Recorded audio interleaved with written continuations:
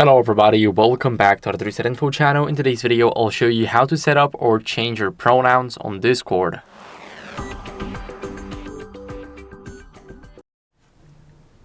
So first, we're gonna go over, I am on the direct messages right up here. I'm gonna click on my account and here we're gonna click once again. As you guys can see, you have an option to add your pronouns. So for example, I'll already add them.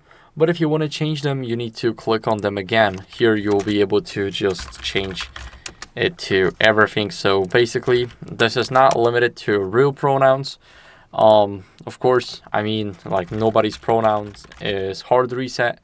And that's basically what I mean by here. You can just put everything here.